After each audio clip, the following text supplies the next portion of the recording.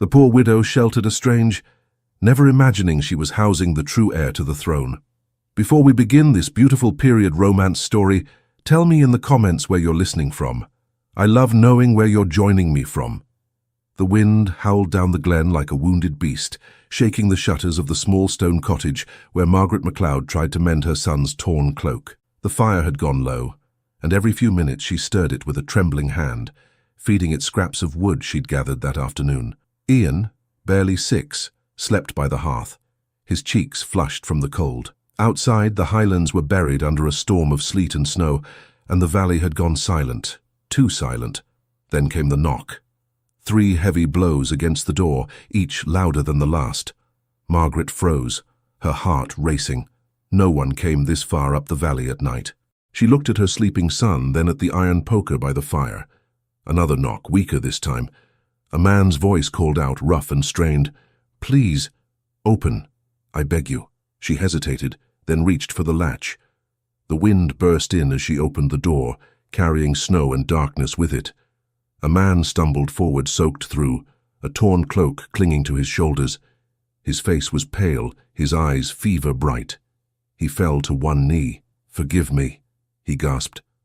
"I didn't mean to frighten you. I just need shelter, one night." Margaret's instincts warred with her fear.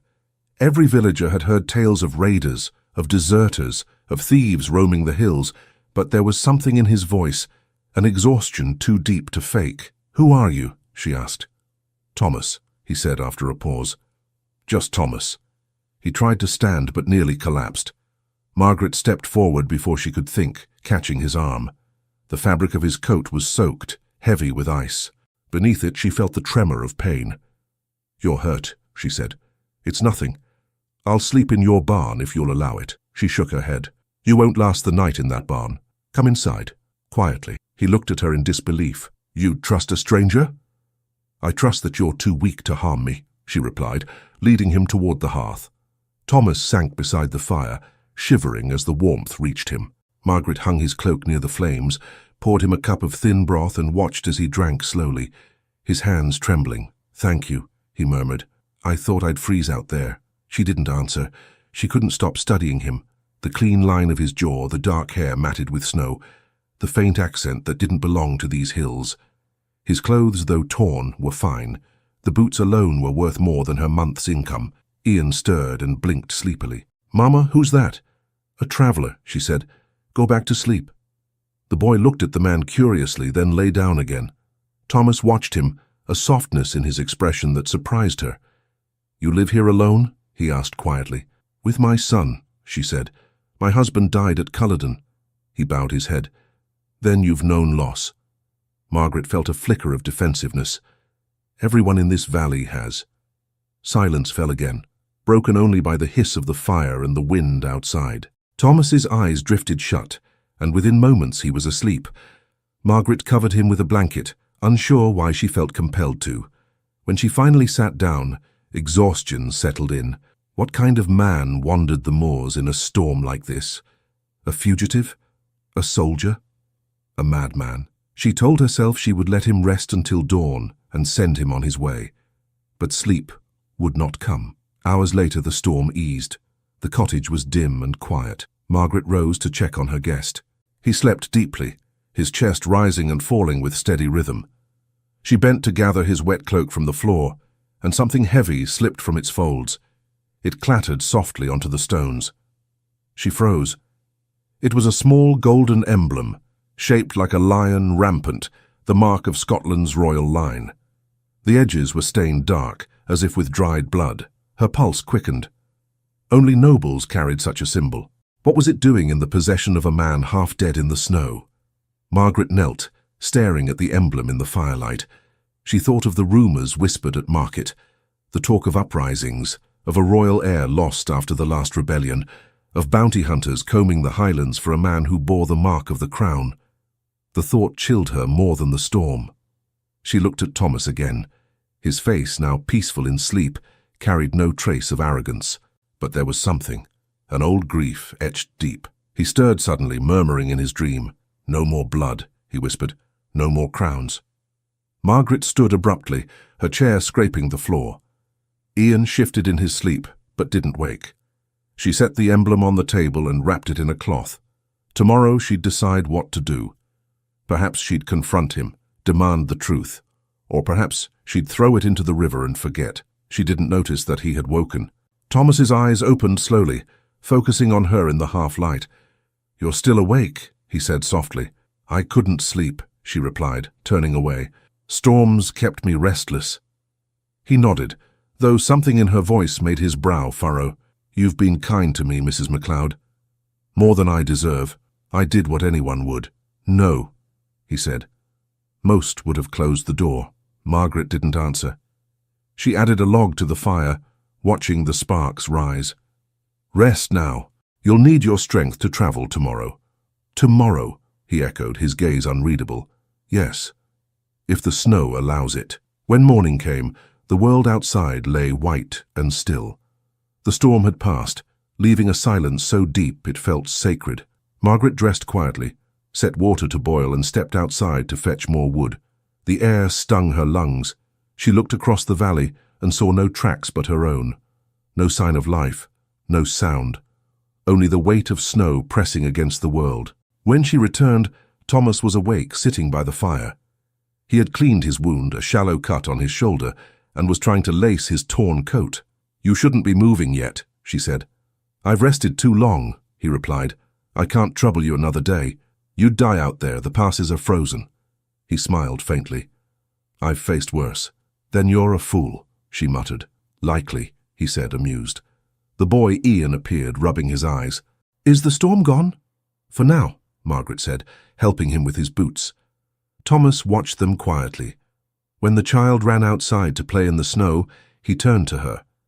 "You're brave to live here alone." "Bravery's not what keeps us alive," she said. "It's necessity." He tilted his head. "You speak like someone who's seen more than this valley. I've seen enough to know that words don't fill bellies." He looked away, thoughtful. "Still, kindness fills something else." Margaret felt her cheeks warm but said nothing. As the day wore on, Thomas helped her mend the fence, insisting despite his wound. His hands were sure, practiced, not like a farmer's, but a man accustomed to command. He moved with a quiet discipline, even in pain. At midday they shared bread and broth. Ian chattered happily about his lost lamb, about snow spirits and brave kings who would one day return. Margaret tried to hush him, but Thomas only smiled, listening as though the boy's tales meant something sacred. When the sun began to sink, he stood by the doorway, staring out across the hills. "Strange," he murmured. "How silence can be louder than battle." Margaret joined him. "You've been in battles, then?" He hesitated. "Too many." "And did you win?" He gave a bitter smile. "No one wins those." That night, after they ate, Margaret put Ian to bed and sat by the hearth. Thomas sat across from her, his face lit by firelight. "You'll leave at dawn?" she asked. "If I must." "You must. The villagers will talk if they see a strange man here." "I understand." He reached for his cloak, and for a moment she thought he might find the missing emblem. But he didn't. Instead, he drew out a piece of cloth, an old crest, embroidered with the same lion rampant she'd seen in gold. Margaret's breath caught. "That symbol," she said. "It's royal." Thomas looked at it, then folded it carefully. "It's a memory," he said simply. "Of what?" "Of a country that forgot its heart." She didn't know how to answer. His eyes met hers, steady and sad. "Mrs. MacLeod," he said quietly, "if the soldiers come, you must not tell them you've seen me." "Why? Who are you?"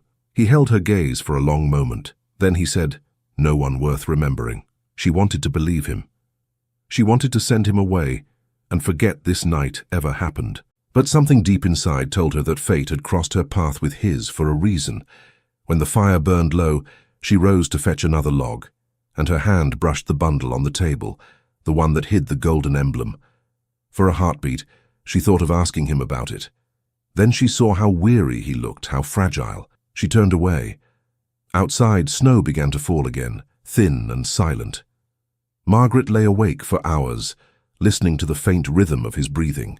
It was strange, she thought, how easily a stranger's presence could make a house feel alive again. As dawn touched the hills, she rose to prepare breakfast. Light crept into the cottage, pale and cold. She turned toward the hearth and stopped. Thomas slept deeply, his hand resting near his torn cloak. And there, half hidden beneath the folds, gleamed the same golden insignia she'd found the night before, faintly catching the light. Her pulse thundered in her ears. She lifted it carefully, holding it to the window. The lion's eyes seemed to glint with fire. She realized then that she had not given fate shelter. It had walked through her door and lain beside her fire. Margaret didn't move. The emblem glowed faintly in the grey morning light, catching on the edges of her fingers. It was beautiful, even with the dried stain that looked too much like blood. She set it down on the table, her thoughts running wild. No ordinary man carried a crest like that. Behind her, Thomas stirred. She slipped the emblem into her apron pocket before he could see. When he finally looked up, she met his eyes with a calmness she didn't feel. "You're awake," she said. "Long enough to know you don't sleep much," he replied, smiling faintly. "You were standing there half the night." "The storm was loud," she said quickly, "and you were feverish." He nodded, pulling himself to his feet. "It's better now. You've done more than I deserved." "You still can't travel," she said. "The paths will be frozen." Thomas studied her face for a moment, as if searching for something he couldn't name. "You're not afraid of me," he said finally. "I've seen worse than a half-frozen traveler," she answered. "But tell me, where were you headed?" "North," he said after a pause. "Always north." "That's not an answer." "It's the only one I can give." Ian burst through the door, his cheeks red from the cold. "Mama, there's a fire down in the valley. Maybe the inn's chimney caught again." Thomas froze. His expression shifted so quickly she almost missed it. Fear, recognition, something darker. "How many fires?" he asked sharply. Ian blinked. "Just one, I think." "Why?" Thomas grabbed his cloak and looked toward the window. "That's not an inn fire," he muttered. "They're burning something. Who would—" "Soldiers," he said, cutting her off. "They're close." Margaret stared at him. "How would you know that?" He didn't answer. Instead, he turned back to her, his face pale. "If they come this way, you mustn't let them in. You tell them nothing." She crossed her arms. "You seem to expect trouble everywhere you go." "Because it follows me," he said. There was a long silence. The only sound was the crackle of the fire and the wind at the windows. Margaret glanced at her son, who was still watching them, confused. "Go fetch more wood, Ian," she said, "and stay close." When he was gone, she turned back to Thomas. "You need to tell me who's after you." He hesitated, then shook his head. "If I do, you'll wish I hadn't come." "That's not an answer either," she said, her patience thinning. Before he could reply, hooves echoed down the valley road, slow at first, then louder, a steady rhythm of iron against ice. Margaret's heart lurched. Thomas looked toward the door, every muscle tense. "Are they yours?" she whispered. "They belong to no one I call friend," he said grimly. "Hide me. I have a child here." "I know. Please." Something in his voice, urgent, desperate, but never commanding, pushed her past hesitation. She pointed to the trap door beneath the rug. "There's a storage pit under the floor. Go." Thomas didn't waste time. He slipped inside and she dragged a wooden chest over the rug. Ian came running back, his arms full of firewood. "Who's coming, Mama?" "No one," she said quickly. "Just travelers passing by." But they weren't passing by. The sound grew louder, closer, until it stopped right outside the door. A sharp knock followed. Margaret swallowed hard and opened it. 3 men stood there, cloaked in the king's colours, their horses steaming in the cold. The tallest of them, clearly the captain, gave her a look that made her skin crawl. "Margaret MacLeod?" he asked. "Yes," she said, forcing steadiness into her voice. "We're searching for a fugitive. A man in his 30s, dark hair, wounded arm. He's wanted by the Crown for treason." "Treason," she repeated, feigning surprise. "Have you seen anyone matching that description?" She shook her head. "No one travels this far in weather like this." The captain's eyes swept the room, sharp and cold. "Mind if we look around? You won't find anything. That's for me to decide." He stepped inside without waiting. His men followed, stomping snow onto her floor. They tore open her cupboards, poked through baskets, even lifted the rug, just not far enough to reveal the trap door. Margaret's stomach twisted. Ian clung to her skirt, trembling. One of the soldiers smirked at the boy. "What's the matter, lad? Seen ghosts?" "He's shy," Margaret said quickly. The captain turned back to her. "Strange," he said, glancing at the half-dried cloak hanging by the fire. "You said you were alone, yet there's a man's coat here." She froze. "It was my husband's." "Your husband's been dead 5 years," he said. "Everyone in the valley knows that." Her mouth went dry. "Then it's just an old thing I keep. You can ask the pastor." He stepped closer. "I could, but I don't care for priests. They lie for the sake of mercy." "Then you're better suited to cruelty," she said quietly. His eyes narrowed. "Watch your tongue, widow." He turned and gestured for his men to continue searching. One of them kicked at the woodpile. Another pried open her small chest of linens.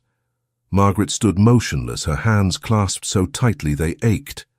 At last, the captain stopped. "Nothing," he said, sounding disappointed. "If you do see the man, report to the garrison. There's a reward." "I have no need for silver," she said. He smiled without warmth. "Everyone has need for something." He looked at her one last time, then at the child, and finally at the fire. "Be careful who you feed, Mrs. MacLeod. Strangers carry storms in their shadows." When the door shut behind them, she sagged against it, her knees weak. The sound of hooves faded down the valley. She waited a full minute before pulling the rug aside. The trap door creaked open, and Thomas climbed out, his face drawn and pale. "You heard them," she said. "I did," he replied. "You risked everything for me." "I should have turned you over," she snapped, her fear turning to anger. "They would have spared the house, my boy." He looked at her quietly. "You didn't." "Why are they after you?" she demanded. "Tell me the truth." He hesitated, then sank onto the bench, exhaustion overtaking him. "Because I was born into a name I didn't ask for." "That's not an answer." "It's all I can give," he said softly.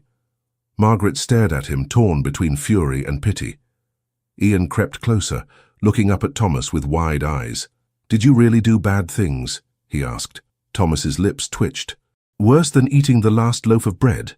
The boy shook his head. "No one's worse than that." A flicker of laughter broke through the tension. Margaret exhaled slowly, running a hand through her hair. "You can't stay here," she said. "If they come back—" "They will," he said. "But not tonight. Soldiers rarely brave the cold twice in a day." "Then tomorrow you go," she said. He nodded. "If the road allows it." The rest of the day passed in uneasy quiet. Margaret went about her chores, trying to ignore the presence of the emblem hidden in her pocket. Every time she felt its weight, she thought of the captain's eyes, the way he'd looked at her house, as though it already belonged to him. By evening, Thomas helped her repair the broken latch on the door.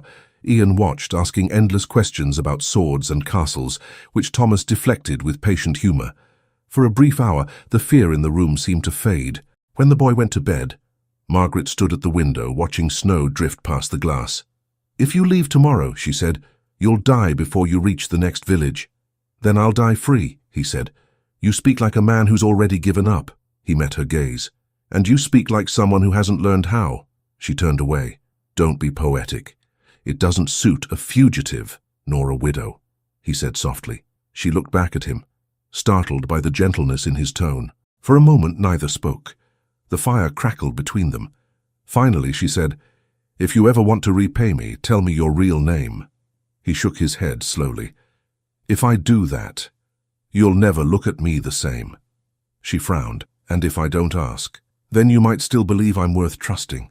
The way he said it made something twist in her chest. She crossed her arms and turned toward the stairs. "Sleep while you can. You'll need strength to run again." When she reached the landing, the wind outside picked up, moaning across the roof. She glanced back once. Thomas sat by the fire, staring into the flames as if they held the ghosts of his past.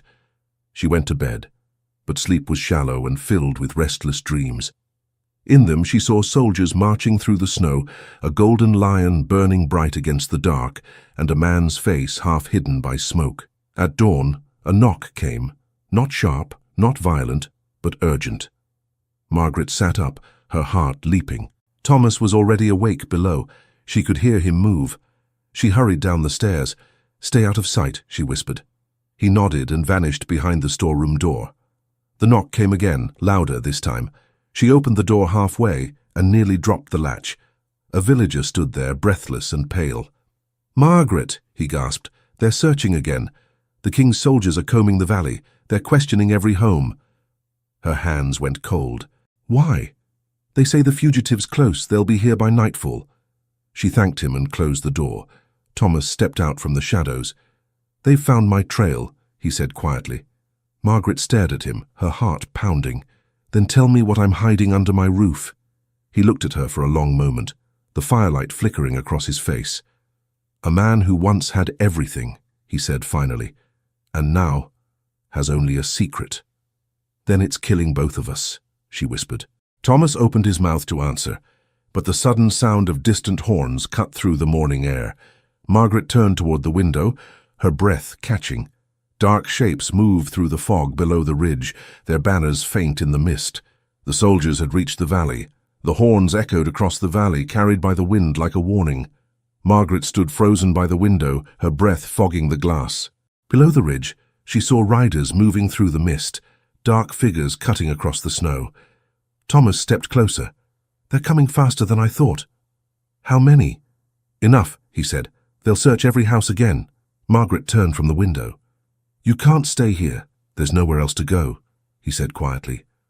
They'll block the roads before nightfall. Then we'll hide you again, she said, her voice firm. This house kept you safe once. He shook his head.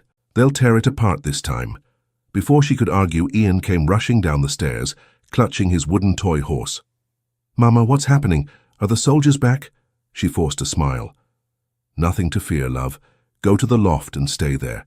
Don't come down until I say. The boy's eyes filled with confusion, but... Now Ian, he obeyed, his small feet pattering up the steps. The moment he was gone, Margaret turned back to Thomas. If they find you, they'll take me too. I won't let that happen, he said. Then move, she snapped, pulling at his arm. There's space beneath the floorboards in the barn. It's dark, but it'll do. Thomas followed without protest. The wind cut at them as they crossed the yard, their boots sinking into the snow. Inside the barn, the smell of hay and cold earth mixed in the air. She pulled up a loose plank and pointed. Down there. He hesitated, meeting her eyes. You don't owe me this. Don't waste time, she said. Go. He climbed down, crouching low. Margaret lowered the plank and spread hay across it, her hands trembling. Just as she finished, she heard the sound of hooves again, closer now, crunching over the frozen ground. She rushed back to the cottage, forcing calm into her steps. Moments later, the captain from before appeared at her door, his breath fogging in the cold. You again, he said. I warned you about strangers. And I told you there are none here, she replied, her tone even. He smiled, a thin, cruel smile. Funny thing, the soldiers we posted at the river saw tracks leading toward this valley. 2 sets, one large, one small. I wonder where they went. Tracks disappear in snow, she said. True, he said, stepping inside. But your fire's burning bright and there's meat cooking. A bit generous for a woman who lives alone, don't you think? I cook for my son. Then where is he? Upstairs asleep. He tilted his head. We'll see about that. He gestured to his men. Search again. They moved through the cottage with heavy boots, knocking things over, pulling open drawers. One of them found the extra pair of boots by the hearth. He lifted them up and grinned. Too big for a child, Captain. Margaret's stomach twisted. They belong to my husband, she said quickly. Your husband's boots were buried with him, the captain said, his voice low. I remember. She stared back, refusing to flinch. Then you remember too much for your own good. He laughed. You've got spirit, I almost admire it. His men continued searching, spilling flour from the pantry and overturning her table. Ian's voice called softly from above. Mama? Stay there, she called, her tone sharper than she meant. The captain looked up toward the loft. Seems the boy's awake. Children are honest creatures. Maybe he'll tell us if he's seen anyone. Margaret stepped in front of the stairs. He's frightened. You won't go near him. The captain's smile vanished. You forget your place, widow. He moved closer, but she didn't back away. The silence stretched, broken only by the faint sound of wind outside. Finally, he exhaled and stepped back. Search the barn, he ordered. Margaret's pulse slammed in her ears. There's nothing there but hay and hens. We'll see. She followed as they crossed the yard, her mind racing. If they lifted the wrong plank, if they even glanced too long at the floor. Inside the barn, one soldier kicked over a bucket, another poked at the hay with a pitchfork. Margaret's heart stopped each time the metal prongs sank into the straw. The captain watched her. "You look nervous." "I'm cold," she said. He took a step closer. "No, that's not cold. That's guilt." The soldier nearest the hidden plank paused. "Captain," he said, pointing at the floor, "something's been moved here." Margaret forced herself to laugh. "Rats. I clean often." The captain crouched, running his gloved hand over the boards. For a moment, Margaret thought it was over. Then, from the corner of the barn, a sharp cry echoed. One of the hens flapped wildly, scattering feathers into the air. The captain turned his head, distracted by the commotion. "Control that bird!" As the soldiers chased it, Margaret stepped forward, blocking his view. "You've searched enough," she said, "so you won't find your ghost here." He straightened, brushing off his gloves. "Perhaps." He gave her one last look, cold and hard. "But remember this, Mrs. MacLeod. Mercy is often mistaken for guilt. Don't make me regret offering it." When they left, she waited until the sound of hooves disappeared over the hill before she dropped to her knees, pulling up the plank. Thomas climbed out, his face streaked with dirt. "They nearly found you," she said, her voice shaking. "But they didn't," he said. "Because of you." "I don't want your gratitude," she snapped. "I want you gone." He nodded slowly. "I'll leave when night falls." "You'll leave now." He looked toward the door. "If I go now, they'll see me. I'd lead them straight back to you." Margaret turned away, gripping the edge of a post. "Why won't you just tell me the truth? Who are you to make enemies like that?" "I told you," he said. "A man born into a name he didn't ask for." She spun to face him. "That name, does it have anything to do with this?" She pulled the golden emblem from her pocket and threw it at his feet. He froze, staring at it. "Where did you get that?" "From your cloak, the night you came." His jaw tightened. He bent to pick it up, closing his hand around it. "You should have burned it." "Then tell me what it means," she said. He met her eyes. "It means I can't stay." "That's no answer. It's the only one that will keep you safe." She glared at him, anger mixing with fear. "You've brought danger to my door, and now you think you can just walk away?" He nodded. "If I stay, they'll destroy everything you have left. And if you go, they'll still come. They think I'm hiding you." Thomas exhaled, rubbing a hand across his face. "Then I'll go tonight. Once darkness falls, I'll head for the hills. You'll never see me again." The finality in his voice silenced her. She looked at him, this stranger who had brought fear into her home, but also a strange, unspoken warmth she couldn't explain. "Fine," she said at last, "but you'll eat first. A man shouldn't face the snow on an empty stomach." He smiled faintly. "You've got a stubborn heart. Someone has to," she said. That evening, the sky burned red over the frozen hills. Margaret cooked what little was left, a bit of broth, some bread, and they ate in silence. Ian sat between them, asking questions neither could answer. When the boy fell asleep, she walked Thomas to the door. "You should take the back path," she said. "It leads to the ridge." He nodded. "Thank you. For everything." "Don't thank me. Just don't die out there." He hesitated, then reached out and took her hand. "If I live, I'll come back when it's safe. Don't make promises," she whispered. "They don't survive the winter." His grip lingered a moment before he stepped into the cold. The wind swallowed him, and soon the night claimed his shadow. Margaret shut the door and leaned against it, the house suddenly too quiet.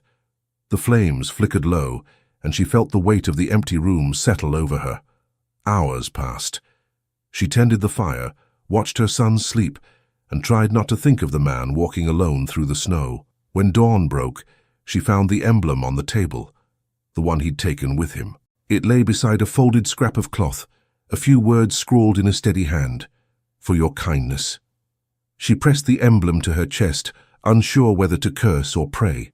Outside, the world was still white and silent. Then, faintly, she heard the distant sound of hooves again. By the time she reached the window, dark figures were riding through the valley once more, searching, relentless, moving toward her home. And this time, the captain was at their head. The sound of hooves shattered the fragile calm of morning. Margaret froze halfway through packing flour into a sack, the spoon trembling in her hand. Ian sat at the table with his porridge untouched, his small face pale. "They're back," she whispered. He looked up at her, wide-eyed. "The bad men! Go upstairs, Ian, quickly now." She waited until she heard his steps on the ladder before moving to the window. The riders came in a dark line through the snow, steam rising from their horses. Thomas's tracks were long gone, wiped clean by the night wind, but fear coiled in her chest all the same. The knock came hard and fast. She opened the door just enough to see the captain's face. "You again," she said coldly. He smiled thinly. "A pleasure as always. May I come in?" "You never ask, only push." "Then why change the habit now?" He brushed past her before she could protest, his boots leaving streaks of mud across the floor. "You've had a quiet week, Mrs. MacLeod. Suspiciously quiet." "Perhaps peace is what God allows those who mind their own business," she said. He laughed. "And yet you keep catching my attention." He turned, scanning the small cottage with a predator's calm. "We found a man's body not far from here last night. Thought you might know something." Her throat tightened. "A body, half buried in snow by the creek. Stab wound. You've seen no strangers?" "No one." He watched her too closely. "Strange. We found boot prints heading north just beyond your fence. Hunters passed through these woods. Not in a storm like the one we had," he said, "but maybe you're right." He leaned against the table, eyes flicking to the bowl of porridge. "Where's your boy?" "Sleeping," she said. The captain smiled again, that same thin, knowing smile. "Let him rest. The innocent shouldn't see what war leaves behind." "What do you mean?" He straightened, adjusting his gloves. "Orders have changed. We're no longer searching for a fugitive. The Crown has declared open bounty. Anyone caught aiding the man called Thomas Stewart will hang beside him." Margaret went cold. "Thomas Stewart? That's his name. Son of a duke. Some call him a rebel, others a rightful heir. I call him Trouble." His tone was casual, but his eyes were sharp. "If he came through here again, I'd advise you to remember which side you're on." She forced her voice to stay even. "I have no sides, Captain. I have a child." He studied her face, then gave a slow nod. "You're smarter than most." He left as abruptly as he came. The moment the door shut, Margaret's knees nearly gave out. She gripped the table, trying to steady her breath. Thomas Stewart. So that was the name he had hidden behind silence. When she finally climbed to the loft, Ian was sitting by the window, hugging his knees. "Did they hurt you, Mama?" "No," she said softly, "but we must be careful now. Very careful. Is the man coming back?" She hesitated. "I don't know." Days passed without word. The soldiers searched other farms, then vanished down the valley. Margaret tried to live as before, but every shadow felt heavier. She repaired the roof, mended clothes, and waited for the snow to melt. Yet at night she still saw Thomas's face, his eyes when he promised to return. A week later she went down to the stream for water. The sun had broken through the clouds for the first time in months. As she bent to fill the bucket, she heard footsteps behind her. "Mrs. MacLeod." The voice made her spin.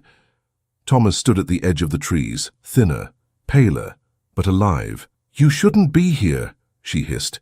"They're still searching." "I know," he said, "but I couldn't leave without explaining." She looked around nervously.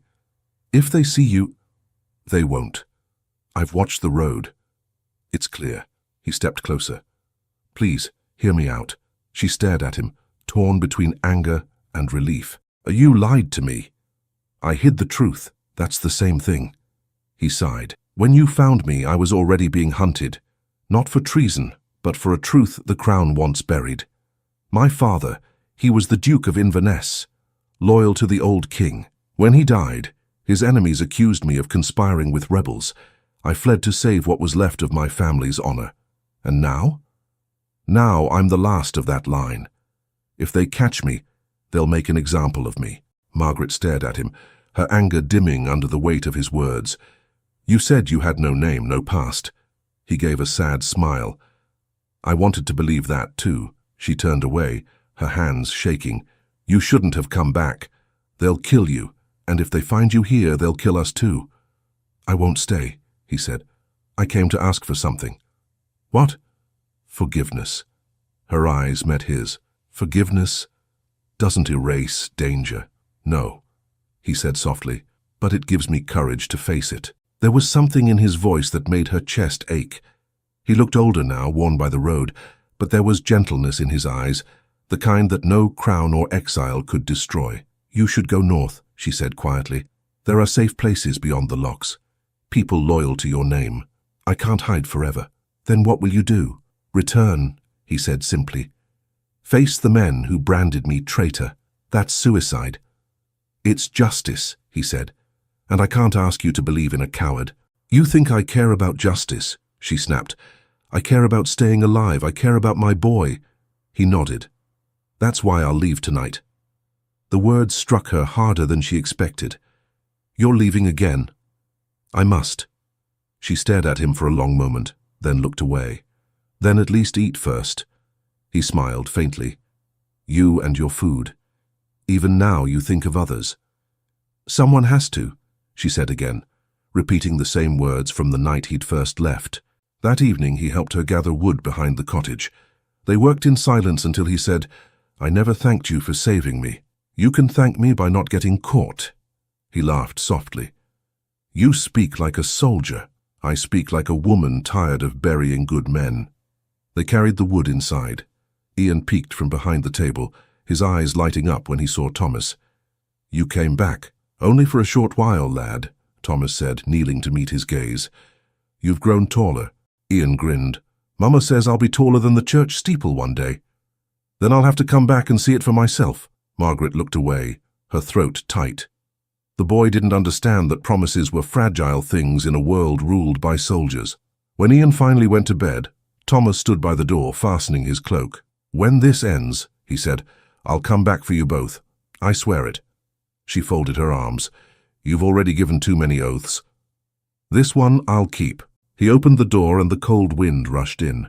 Snowflakes caught in his hair, glinting in the firelight.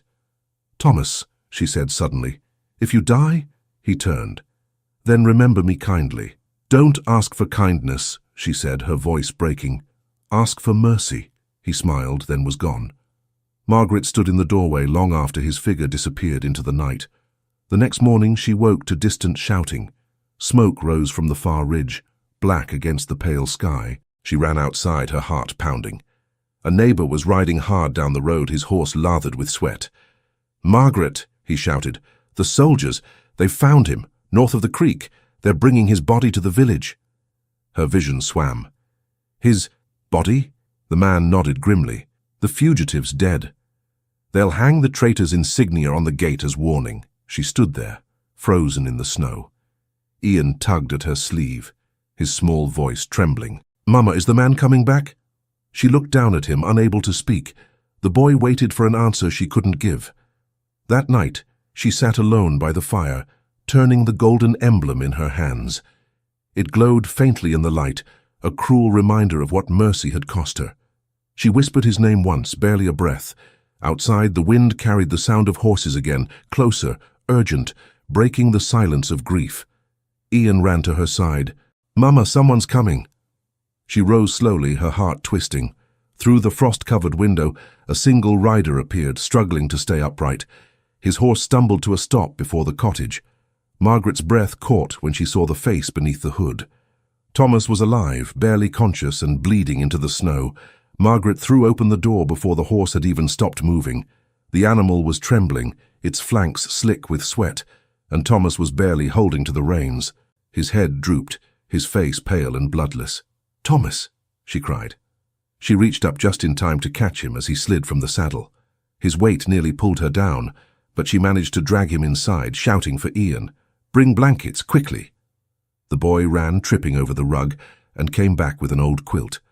Margaret spread it near the fire, easing Thomas down. His breath came in shallow gasps, his cloak torn, his shoulders soaked through with crimson. "Not again," she muttered. "You promised not to die." He managed a weak smile. "I tried to keep it." "Save your words," she said, tearing the fabric away from the wound. "What happened?" "They found me north of the creek," he said between breaths. "One of them recognized me. I made it to the riverbank before they lost me in the fog." "Were you followed?" "I don't know." She pressed a cloth to his wound, wincing at the heat beneath her hand. "You'll bleed to death if I can't stop this." He caught her wrist. You should have let me fall at the door. Don't say that, she said sharply. Not in front of my son. Ian stood nearby, his eyes huge. Is he dying, Mama? No, she said firmly, though her voice trembled. He's just hurt. Thomas tried to speak, but she silenced him with a look. She worked quickly, cleaning the wound with boiled water and bandaging it tight. When she was done, he was shivering, but still breathing. Hours passed before he spoke again. You shouldn't have helped me. They'll come for you next. I've already chosen my side, she said. Don't make me regret it. He opened his eyes, faint amusement flickering there. You're braver than most soldiers I've met. I'm a mother, she said. That's worse. She tried to smile, but fear crept up her spine. She could hear faint echoes outside. Voices, maybe the wind, maybe not. She checked the window. Nothing but snow. Thomas, she whispered, if they're still searching, you can't stay here. He struggled to sit. I'll leave before sunrise. You won't even make it to the fence in this state. I have to. No, you don't. He stared at her, the firelight catching his face. You don't understand. If they find me here, they'll burn this house and hang your name beside mine. She shook her head. I won't let them take you again. Margaret, no! Her voice cracked. You came here once half dead, and I turned you away in fear. I won't do it again. The words hung between them, fierce and desperate. Thomas sank back, defeated. Then we need a plan. She nodded, pacing the room. The soldiers will return by morning. They'll search again. We can't fight them. I can distract them. And die for it? If I stay, you die with me. She stopped pacing and faced him. Then we leave. Tonight. He blinked. Leave? There's an old hunting path through the glen. It's rough, but it leads to the high ridges. They won't follow us there. He looked at her like she'd gone mad. You can't bring a child into the mountains in winter. I've done worse to survive, she said, and I won't wait for the flames. He hesitated, then nodded slowly. All right, but if they catch us... They won't. She moved quickly, packing what little food remained. Bread, dried meat, a flask of water. Ian fetched his wooden horse and tucked it into his coat. Are we going on an adventure, Mama? Yes, she said softly. An adventure. They wrapped themselves in cloaks and stepped into the night. The air was knife-cold, the moon hidden behind clouds. Thomas leaned on her shoulder, his steps unsteady, but he refused to stop. They crossed the frozen stream, following the narrow trail that wound between dark trees. Snow fell silently, covering their tracks almost as fast as they made them. Keep close, she whispered to Ian. I'm not afraid, he said, though his voice trembled. Thomas glanced down at him. You're a brave lad. Like you? Thomas smiled faintly. Braver. They walked for what felt like hours. The forest opened into a small clearing where the ruins of an old stone chapel stood half buried in snow. Margaret stopped. We can rest here. Inside, the walls still stood, though the roof had long since fallen. Moonlight poured through the gaps. Thomas sank onto a fallen beam, breathing hard. I'm slowing you down, he said. You're alive. That's enough. She knelt beside him, checking his bandage. Blood had seeped through again. You'll need more than my hands can give. He caught her arm gently. You shouldn't have come. Stop saying that, she said. You think I could watch them hang you and go back to baking bread like nothing happened? He stared at her, a flicker of pain and something else passing through his eyes. You'd risk everything for a man you barely know. I know enough, she said. Silence settled between them. Ian was already asleep, curled up beside a pile of straw. Margaret sat beside the fire she'd managed to build with damp wood, staring at the flames. Thomas's voice broke the quiet. When I was a boy, my father told me the Highlands never forget. He said every kindness here is a debt that lives for generations. She looked at him. And what debt do you think you owe me? He smiled weakly. One I'll never repay. The firelight flickered across his face, softening the harsh lines of exhaustion. She saw not a fugitive now, but a man who had lost everything, title, home, peace, and still found the strength to keep moving. You should sleep, she whispered. So should you. I'll keep watch. Margaret, he said, his voice barely a breath. If I don't make it to the ridge, you will. Promise me you'll take Ian and go north. There are loyal families near Inverness. Show them this. He reached into his coat and pulled out a small ring set with a red stone. "They'll help you." She took it reluctantly. "You'll be the one to give it to them." He smiled again, but his eyes drifted shut. For a while, the only sound was the wind through the cracks. Margaret sat still, her mind racing with every possible danger. She almost didn't hear it at first, the faint crunch of snow outside the chapel.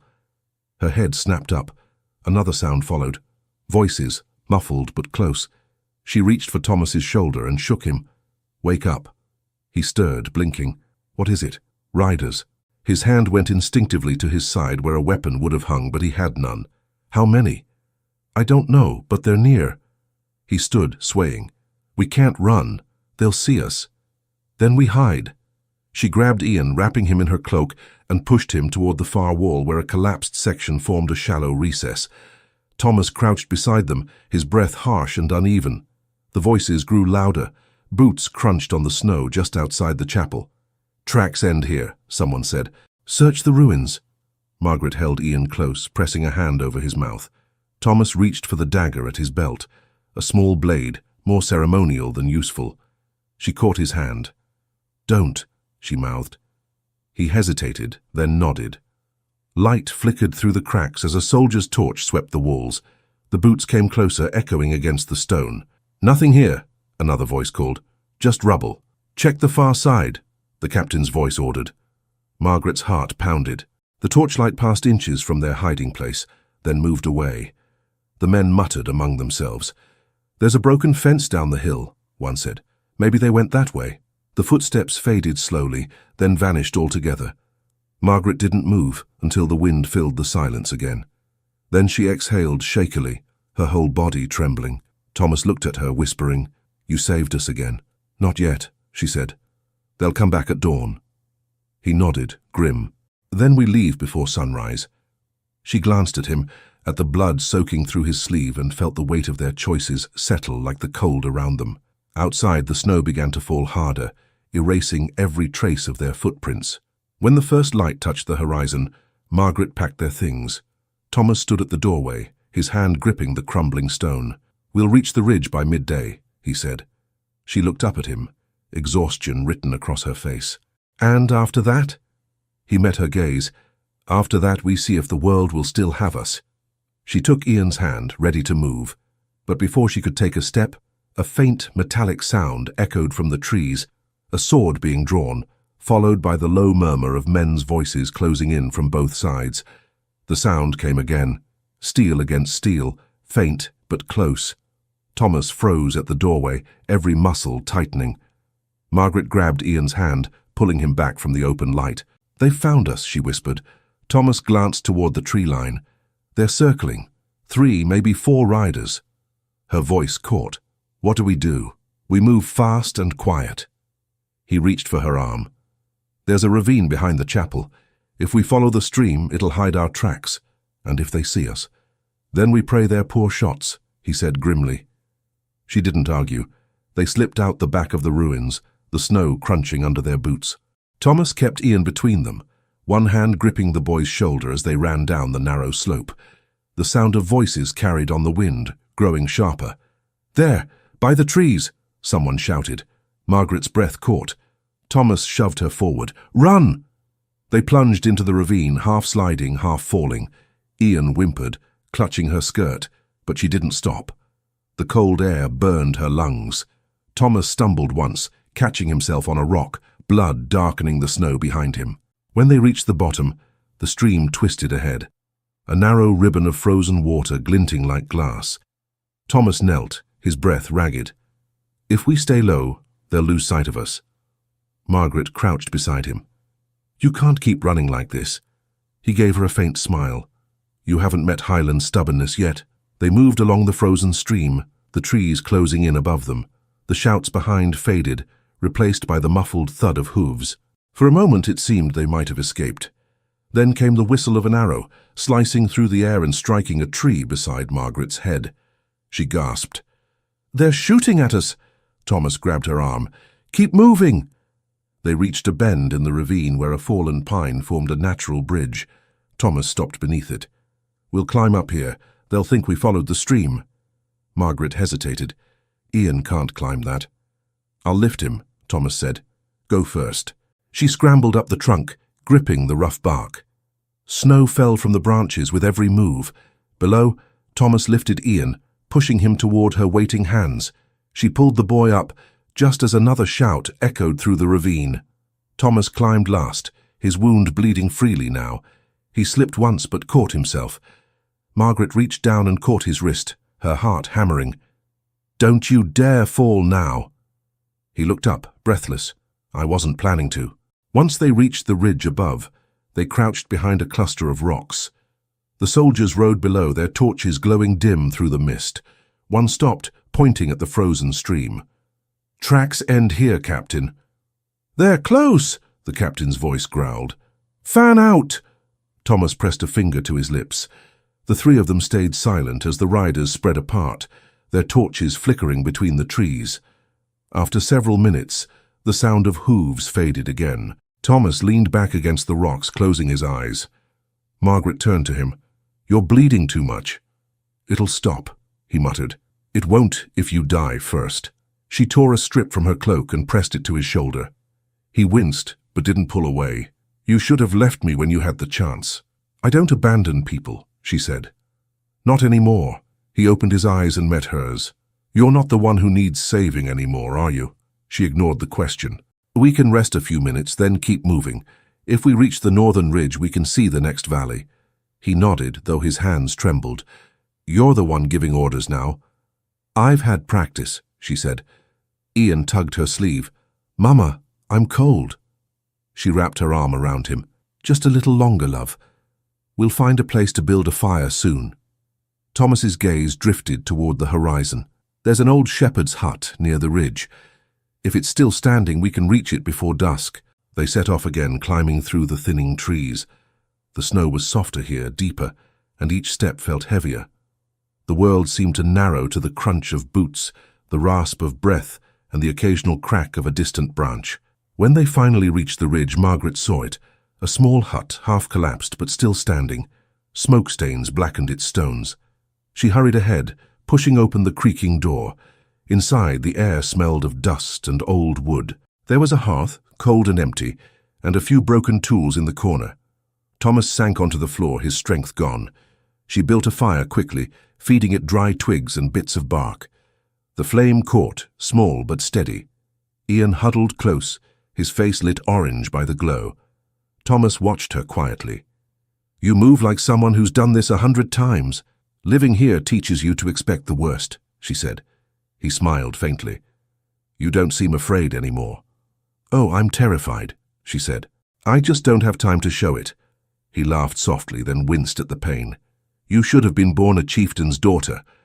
"I was born a farmer's wife," she said, pulling the bandage tighter.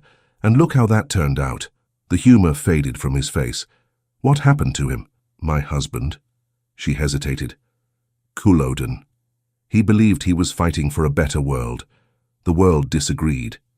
Thomas looked at the fire. "War makes fools of men who dream, and widows of women who love them," she said. He was quiet for a long moment. Then he said, "You deserve better than this." She looked at him sharply. "Don't start that." "That what?"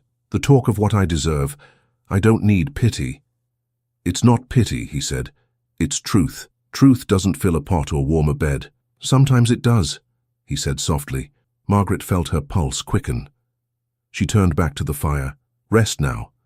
You need your strength." He nodded, settling back against the wall. The firelight flickered over his face, softening the hard lines. For the first time he looked at peace.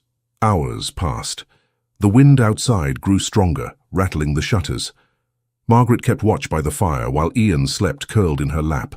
She was almost dozing when a faint sound broke through the storm, a whistle short and sharp. Thomas's eyes opened instantly. "That's no wind." He got to his feet, unsteady but alert. "They've found the horses. They'll track us here." Margaret stood, her heart racing. "How many?" "Too many." She grabbed Ian's hand. "We have to go." Thomas shook his head. "If we run now, they'll see the smoke from the fire. They'll follow the trail. I'll hold them off." "You can barely stand." "I don't need to stand long." "No," her voice broke. "You can't fight them alone." He looked at her with something between sadness and resolve. You said once you don't abandon people. Let me prove I don't either. Margaret's throat tightened. You'll die. Maybe, he said, but you'll live. She stared at him, searching for words that wouldn't come. Ian clung to her, whispering, Mama. She forced herself to speak. If you do this, it's for nothing. They'll hunt me anyway. Thomas stepped closer, lowering his voice. Not if they believe I left you behind. I'll draw them away. Before she could answer, the door shook under a heavy blow. A shout followed, muffled by the wind. Thomas turned toward her, eyes steady. Take the back path through the pines. It leads north. Don't stop until you reach the loch. Thomas, he took her hand and pressed something into it, the same red stone ring he'd given her before. Keep it this time. The door shuddered again. The hinges screamed. He met her gaze one last time. Go, Margaret. She wanted to argue, to refuse, but the look in his eyes silenced her. She grabbed Ian and ran to the back of the hut. The wind struck her face as she pushed through the broken boards into the trees beyond. Behind her she heard Thomas's voice, strong, defiant. Here! I'm here! The soldiers shouted in answer, boots crunching through the snow, torches flashing like angry stars. Margaret ran harder, dragging Ian through the drifts, branches slashing at her cloak. She didn't look back until the sound of steel and shouts filled the air. Then, just for an instant, she saw light behind the trees, the hut ablaze, flames leaping into the night. Ian began to cry. Mama, where's Thomas? She couldn't answer. The fire roared higher, sparks flying into the dark sky, and then over the wind came one last sound, the echo of hooves breaking away from the burning hut, racing toward the open valley. Margaret ran until her legs burned and her breath tore from her chest. The forest seemed endless, branches clawing at her cloak, snow blinding her eyes. Ian clung to her hand, stumbling to keep up. Behind them the night glowed faintly orange with fire. The hut was gone. So was Thomas. Keep going, she whispered. Don't look back. Ian sobbed softly but obeyed. They pushed through the trees until the flames were only a memory, and the silence returned, heavy and strange. At last, when her body refused to take another step, Margaret stopped beside a frozen brook. The boy collapsed against her, shaking. Are we safe now? He asked. She looked around at the still white woods. For now, she said. The cold cut through her like knives. She gathered branches with trembling hands, trying to light a small fire with the flint she carried. The spark caught, weak but steady. They huddled together for warmth. Margaret stared into the fire, but all she saw was the blaze consuming the hut. She could still hear the echo of Thomas's voice shouting to draw the soldiers away. Every heartbeat was a question she didn't dare answer. When dawn came, the storm had quieted. She stood, numb and hollow, and looked north. The ridge rose in the distance, marking the path to Inverness.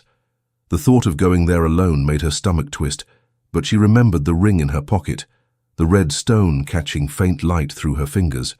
She closed her hand around it. Come on, Ian, she said. We have to move. They walked until her feet ached. The sky stayed grey, the land silent. Every now and then she thought she heard the distant sound of hooves and froze, but it was only wind against the rocks. By midday, they reached the edge of a valley where a narrow road wound toward the village below. Smoke curled from chimneys. Life continued, unaware of what had burned in the hills. Margaret hesitated at the sight. She couldn't go back to her own cottage. The soldiers had surely searched it by now, but she needed shelter. Will we see him again? Ian asked suddenly. She didn't answer. At the edge of the road, an old farmer spotted them and waved. Good God, Margaret MacLeod, I thought you'd frozen up there. She forced a faint smile. Just lost my way. The man frowned. There's been trouble. Soldiers everywhere. They say the king's men fought a rebel last night, burned him out near the ridge. Her stomach clenched. A rebel? That's what they're saying. The captain himself brought the news. He's boasting about the kill. Her lips parted, but no words came. The man lowered his voice. Stay away from them, lass. They're questioning anyone who offered shelter. It's not safe. I'll remember that, she said. He pointed toward the church at the far end of the village. Father Callum's been taking in the displaced. He won't turn you away. Thank you, she murmured.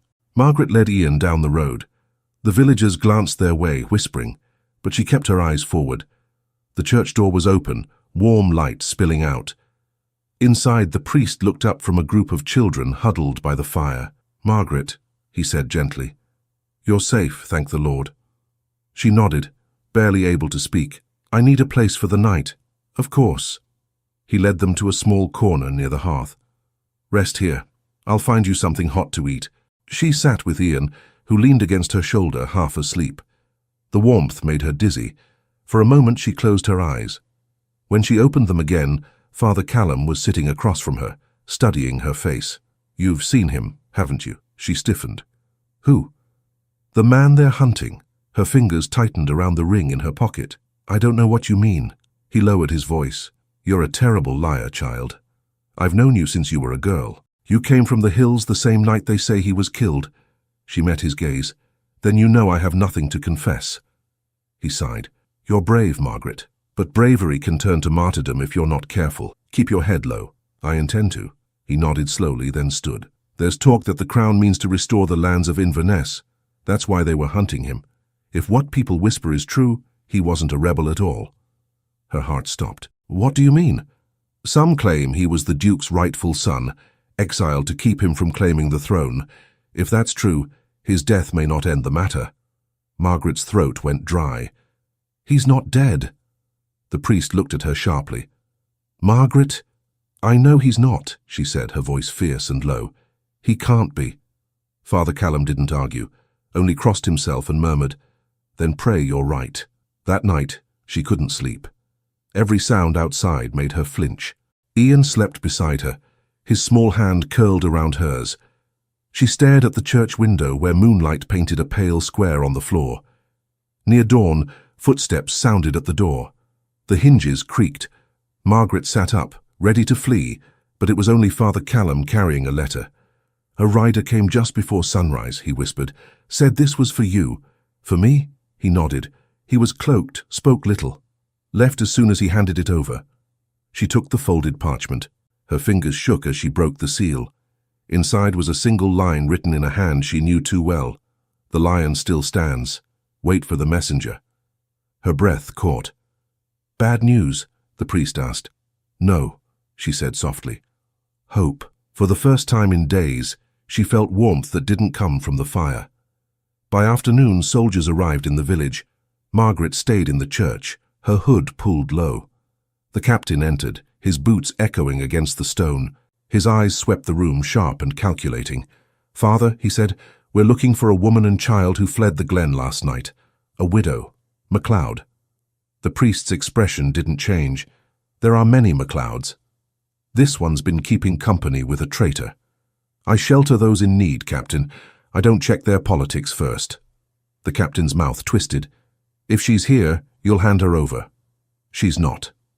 The captain studied him a moment longer, then turned and left. When the door closed, the priest exhaled. "You need to go, Margaret, tonight." "Go where?" "There's a safe road north, through the woods. If he's alive, that's where he'll go. Take the letter as proof. Someone will be watching." She nodded, gathering what little she had. Ian clung to her cloak, sleepy and frightened. "Are we leaving again?" "Yes, love. Just for a while." That night, under cover of darkness, they slipped from the church. The village slept, unaware. The snow was falling again, soft and relentless. Margaret held Ian close, following the path the priest described. Hours passed. The forest opened to reveal a frozen lake shining faintly under the moon. On the far side, a single lantern burned. Margaret stopped, her heart racing. "Do you see that light?" Ian nodded. "Is it him?" "I don't know." They crossed the ice carefully, the surface creaking beneath their boots. As they neared the far bank, a figure stepped from the shadows. A man cloaked in grey, his hood drawn low. "Margaret MacLeod?" he asked quietly. She hesitated. "Who are you?" "A friend of the rightful heir." Her heart leapt. "Thomas, is he alive?" The man gave a faint smile. "Alive and waiting, but we must move quickly. The king's men are searching the southern valleys." "Where is he?" "Safe for now. He sent this." The stranger handed her a small silver brooch, shaped like the lion crest. Margaret stared at it, her throat tight. "When can I see him?" "Soon. the man said. "But first we must reach the northern pass. There's a convoy headed for the coast. If we're caught before then—" A sudden shout cut him off. Horses thundered on the far shore, torches flaring against the night. The captain's voice carried across the ice. "There they are. Don't let them reach the woods." The messenger turned. "Run!" Margaret grabbed Ian's hand. The brooch clutched in her fist and sprinted toward the tree line. The ice cracked beneath their feet, the sound echoing like thunder. Arrows hissed past, one striking the snow beside her. She didn't look back. The messenger drew a sword and turned to face the riders. The last thing she heard before the darkness of the forest swallowed them was his shout, "For the air!" and the clash of steel meeting steel. Margaret didn't stop running until her lungs felt like fire. The forest swallowed the light of the torches behind her, and still she ran, dragging Ian through the snow. Branches whipped at her face, the wind stealing her breath. Somewhere behind them, men shouted orders and horses screamed. "Keep moving," she gasped. "Don't stop." Ian stumbled, his boots catching on a root. She lifted him into her arms and kept going until the trees opened into a narrow clearing. The moon broke through the clouds, silvering the frozen ground. She set the boy down gently. "Are they gone?" he whispered. "Not yet," she said, "but they will be." He looked at her, frightened but trusting. "Will the man find us again? The one with the sword?" "If he's as loyal as he claims," she said, "he'll make sure of it." The sound of hooves grew distant, fading toward the lake.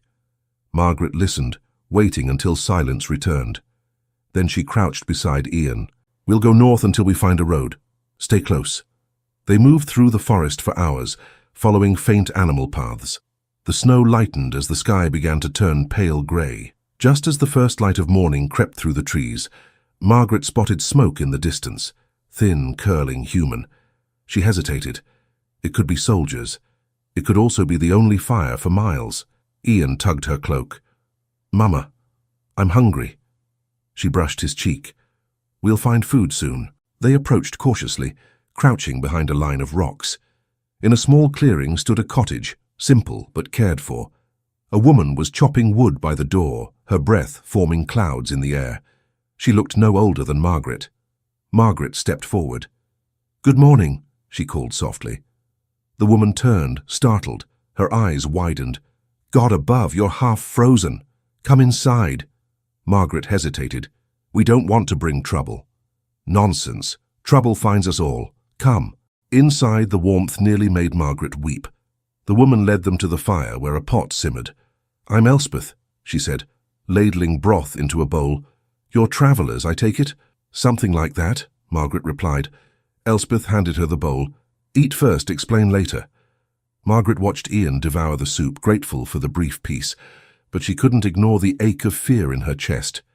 "You live alone?" "My husband's with the herders near Inverness," Elspeth said. "I stay here to tend the lambs. Why should I be expecting company?" Margaret hesitated. "There may be soldiers nearby. They're hunting a man, a nobleman." Elspeth raised an eyebrow. "You mean the ghost they say died in the glen? Every traveller talks about him. Half the folk think he's the devil himself." "He's not dead," Margaret said quietly. Elspeth studied her face, then nodded slowly. "Then you're part of that story, aren't you?" Margaret didn't answer. Elspeth smiled faintly. "Don't worry, I'm not the gossiping kind. Eat, rest, and when the storm clears, you'll decide what comes next." Margaret wanted to believe her. She and Ian stayed by the fire while Elspeth tended to her chores. For the first time in weeks, Margaret allowed herself to breathe. By dusk, the wind picked up again, rattling the shutters. Elspeth frowned. "You can stay tonight. It's too dangerous to travel." Margaret nodded, her body already heavy with exhaustion. Later, when Ian was asleep on a pile of blankets, Margaret sat by the hearth, turning the silver brooch in her hands. Elspeth poured 2 cups of tea and sat beside her. "That's a fine piece," she said. "Looks royal." "It belonged to a man I once sheltered," Margaret said. Elspeth leaned closer. "The same man the soldiers are after?" "Yes. And what is he to you?" Margaret looked into the fire. "A man who risked his life to save mine."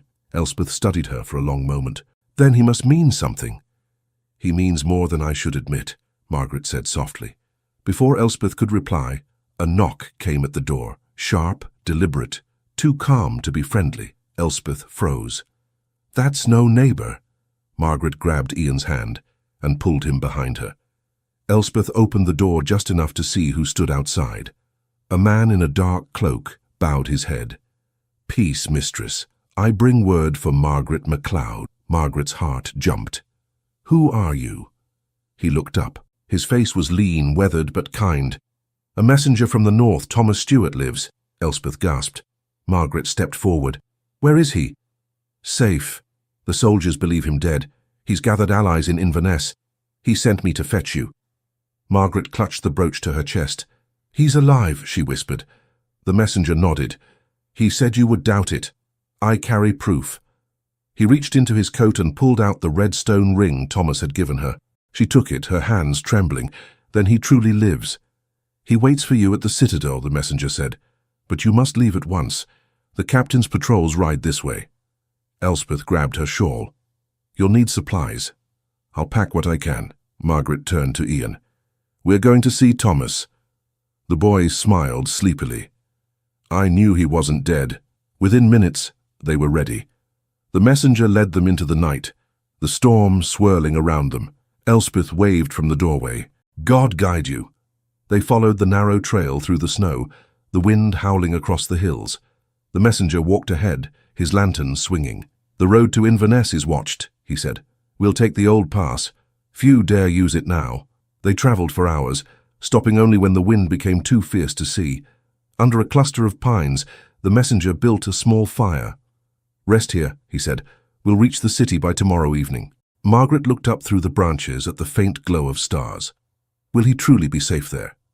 "He's under the protection of men who owe him loyalty," the messenger said. "The council knows the truth of his birth now. They're preparing to restore his title." She stared at him, hardly daring to believe it. "Restore? You mean he will stand before them soon as heir to the throne of Scotland?" Her breath caught. "Then he'll need no more help from a widow in the hills." The messenger smiled faintly. "That's not what he told me. He said he owes his life and his soul to the woman who hid him when all others would have turned him away." Margaret turned her face from the fire. "Then he remembers too much."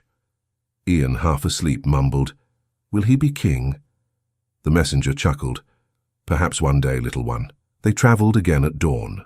The snow eased as they neared the lowlands.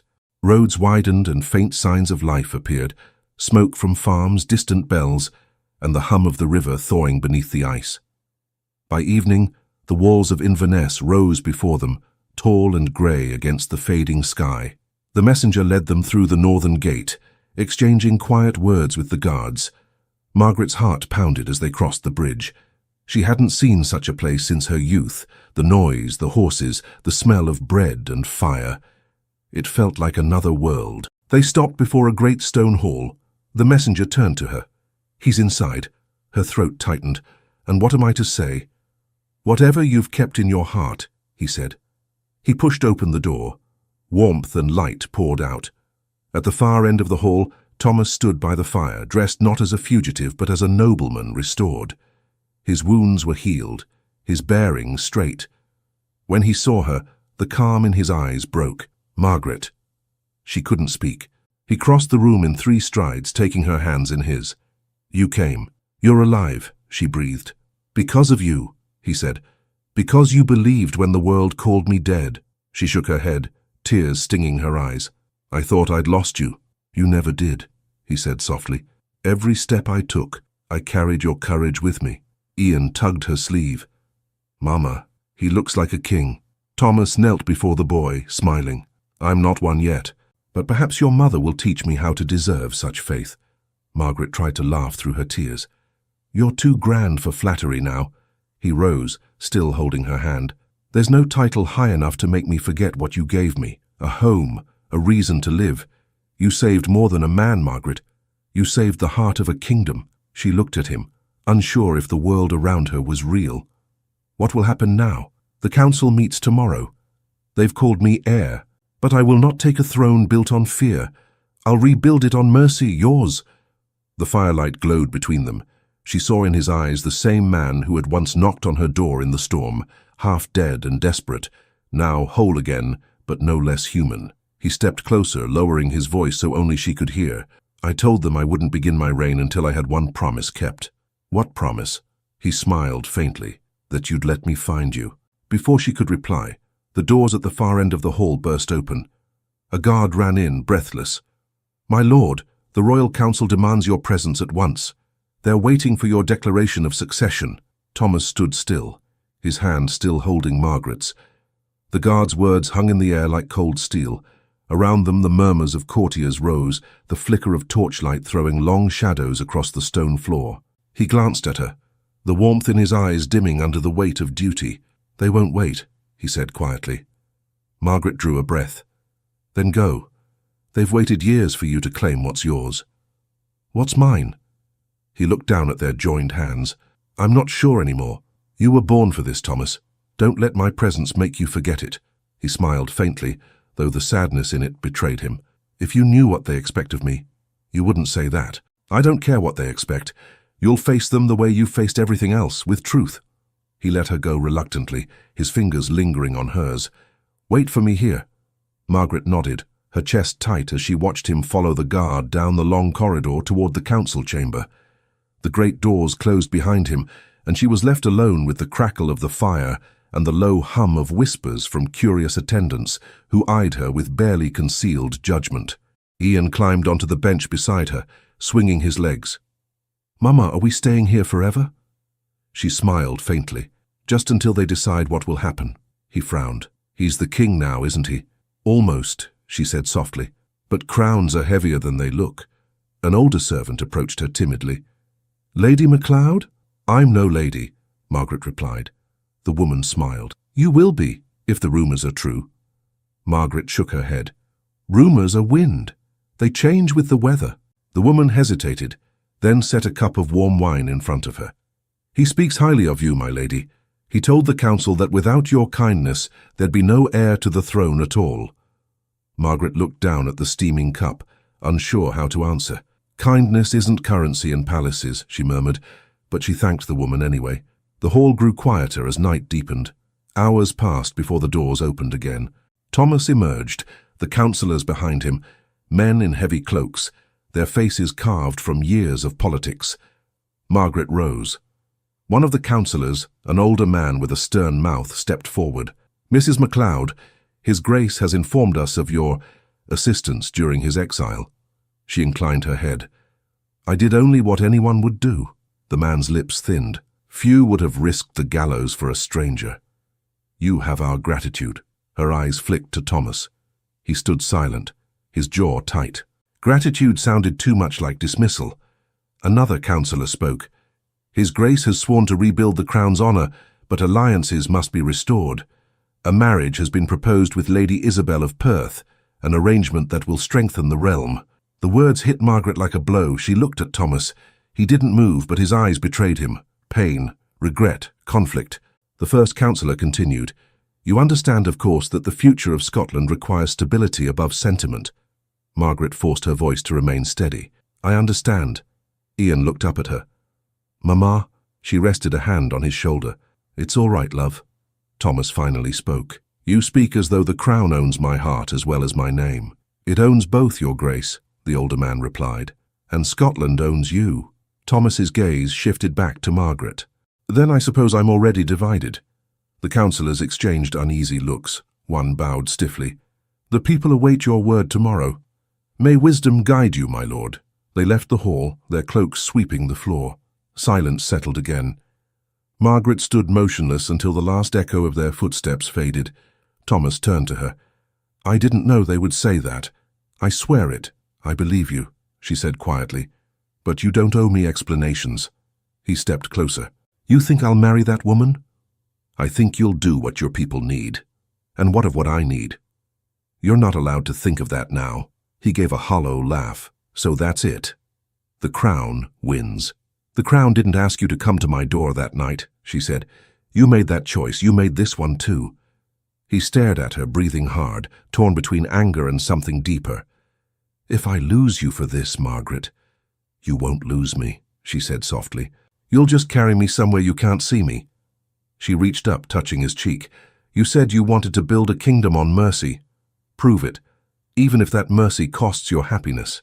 His eyes glistened, but he didn't let the tears fall. "You make it sound easy." It's not. Nothing worth keeping ever is. A knock broke the moment. A young page entered, bowing low. Your Grace. The guards request instructions for the dawn procession. Thomas nodded without turning. I'll come soon. When the boy left, he looked back at Margaret. What will you do? I'll go home, she said.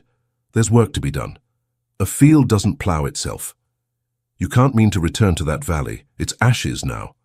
Then I'll build again. He took a slow breath. You'd rather live among ghosts than stay here.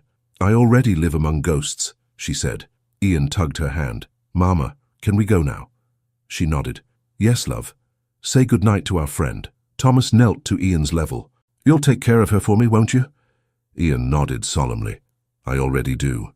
Thomas smiled faintly and stood. Margaret pulled her cloak around her shoulders. He reached out once more, catching her hand. If the world were different, she stopped him, but it's not. Their eyes met one last time. Then she turned and walked away, Ian's small hand in hers. The great doors closed behind them, with a soft echo. Outside, the snow had started again, falling in slow, heavy flakes. The city was quiet. Margaret and Ian passed through the gate without question. No one stopped the widow who had saved a king. By the time they reached the northern road, dawn was breaking. She paused on a hill overlooking the valley, the castle rising far behind like a dream already fading. Ian yawned. Are we really going home, Mama? She nodded. Home is wherever we start again. He looked up at her. Will he come back? She smiled faintly. Kings don't come back, love. They wait for others to find them. The road stretched ahead, white and endless.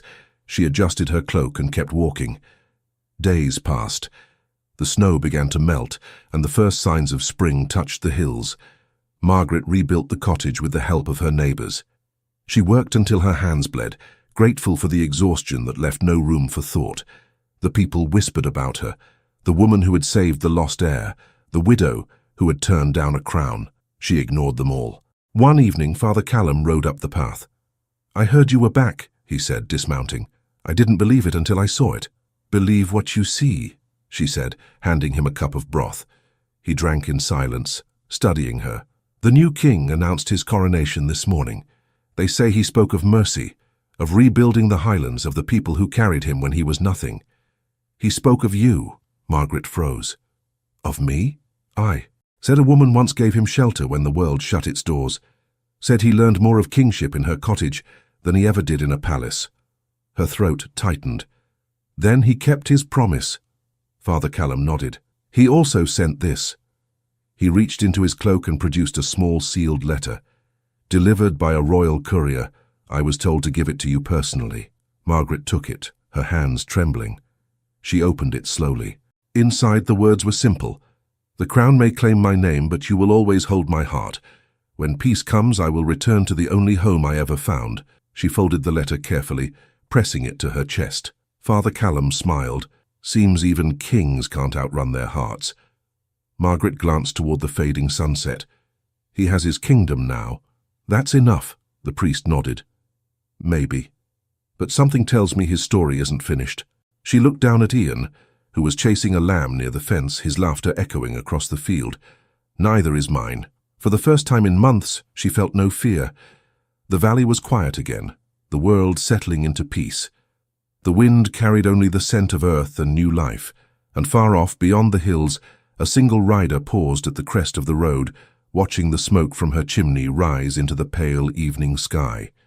The spring sun lay soft on the valley, turning the hills to gold.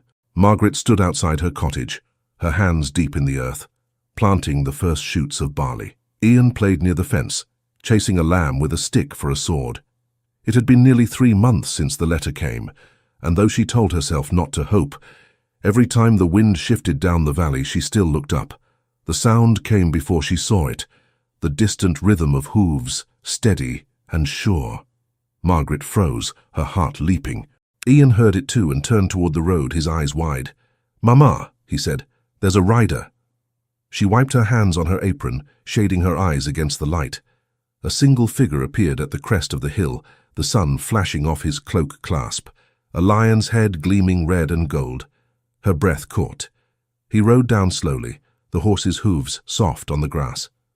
When he reached the gate, he stopped, dismounted, and removed his gloves.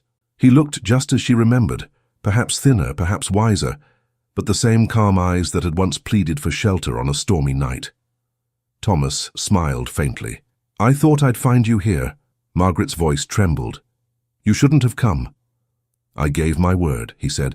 "Kings don't break their promises." She laughed softly, though her eyes filled with tears.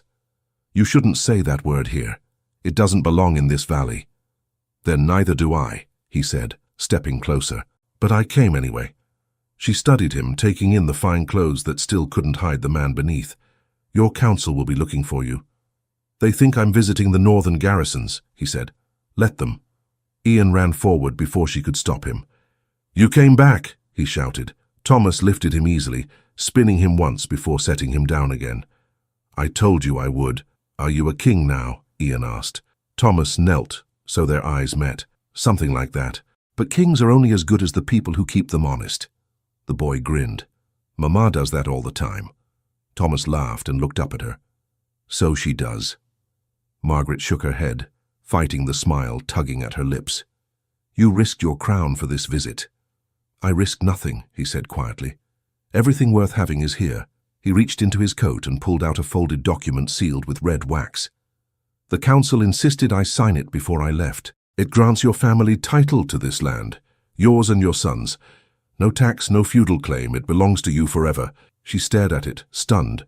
"You can't just give away royal land." "I can," he said. "It's one of the few privileges of my position." She took the parchment but didn't open it. "You shouldn't have done this. I wanted you to have a home no one could take from you again." Her throat tightened. "Why?" He stepped closer, his voice low. "Because this place gave me mine." For a moment, neither of them spoke. The wind stirred her hair and he reached up without thinking, brushing a stray strand from her cheek. She didn't pull away. "Thomas," she whispered, "what are you doing here?" He smiled gently. "Keeping another promise." "What promise?" "The one I made when I left this valley. The promise that I'd come back when it was over, not as a fugitive or a ghost, but as a man who finally knew where he belonged." She looked at him, her eyes bright. "And where is that?" He took her hand, the calluses of her fingers pressing against his. "Here, with you." She tried to speak, but her voice broke. "You have a country waiting for you. They'll expect you to marry someone with a crown, not a woman who digs in the dirt." He smiled, shaking his head. "The council made their choice. Now it's my turn." "Thomas." He didn't let her finish.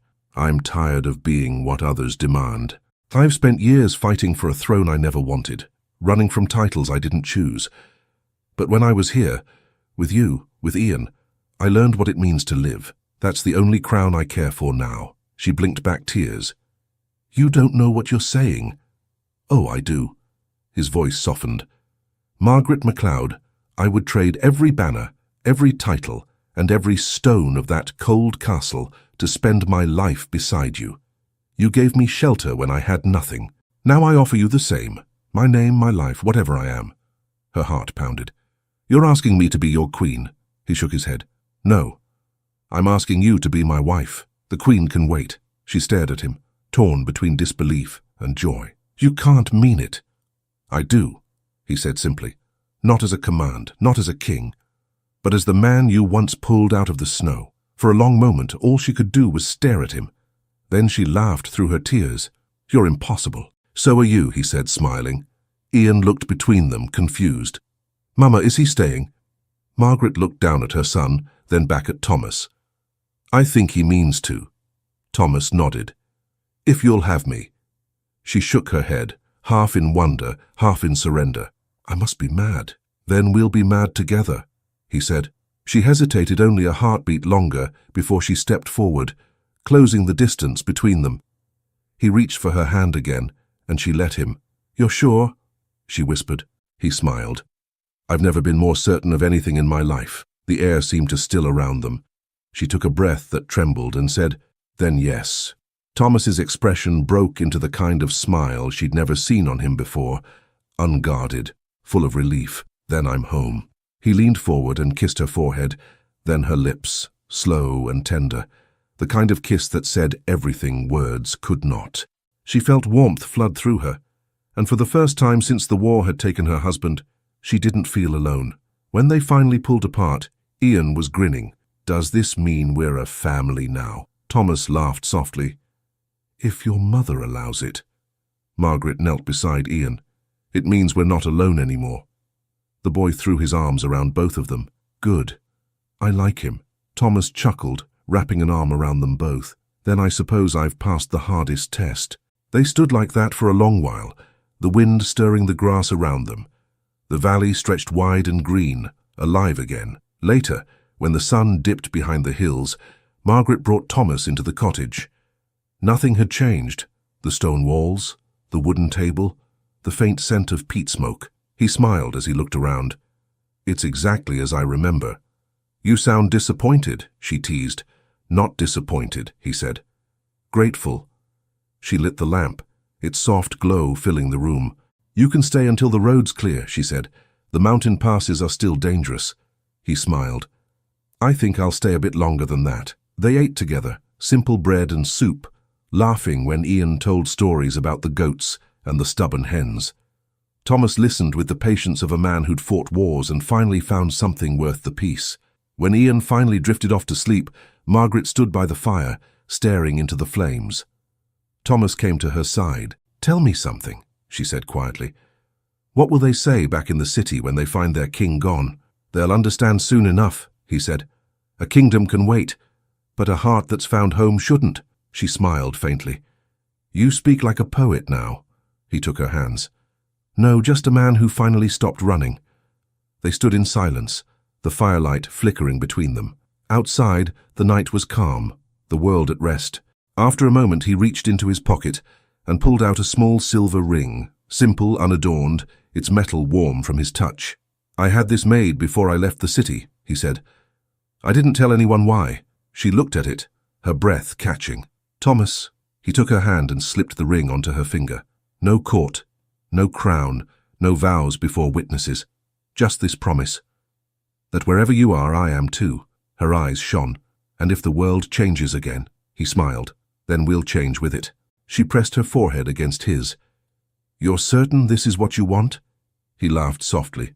"For once in my life, I'm certain of everything." They kissed again, the fire crackling beside them, the wind soft against the windows. The world outside could wait. By morning, the valley was alive with birdsong. The villagers came with baskets and laughter, whispering at the sight of Thomas standing beside Margaret. The news spread quickly. A royal carriage had arrived from Inverness carrying Father Callum himself. The priest smiled broadly as he stepped down. "I knew you wouldn't stay apart forever," he said. "Shall we make it official then?" Thomas looked at Margaret. She nodded, laughing through her tears. The ceremony was simple, held under the oak tree beside the cottage. The people of the valley gathered, cheering when Father Callum spoke the final blessing. Ian stood proudly between them, holding both their hands. When the vows were spoken and Thomas kissed her once more, the crowd erupted in joy. Bells rang from the church down the hill, echoing through the glen. Margaret looked at Thomas, the man who had once arrived at her door, a broken stranger, now standing beside her as her husband, her equal, her home. He smiled, his voice low so only she could hear. "Do you see it now?" "What?" she whispered. "The kingdom I spoke of. It isn't built of stone or crowns, it's this. Your hand, your heart, your son's laughter. This is where I was meant to reign." She laughed softly, tears shining in her eyes. "Then may your reign last a lifetime." He leaned close, his lips near her ear. "It already has." The sun broke through the clouds, bathing them in light as the valley filled with cheers. Margaret closed her eyes, her hand in his, and for the first time since the storm that had brought him to her door, she felt completely, irrevocably home. Thank you so much for listening to this story all the way to the end. We hope it moved you as much as it moved us while telling it. We'd love to hear your thoughts. Leave us a comment telling us where you're listening from and what you liked the most. Rate this story from 0 to 10. What score would you give it? If you enjoyed this story, don't forget to subscribe to the channel and leave a like as a show of support. That really motivates us to keep creating and sharing more stories full of emotion and life lessons. And before we go, we want to remind you that an exciting and heartwarming story recommendation will appear on the final screen. If you'd like to enjoy it, just click on the video. Thank you once again for being here, and we'll see you in the next story.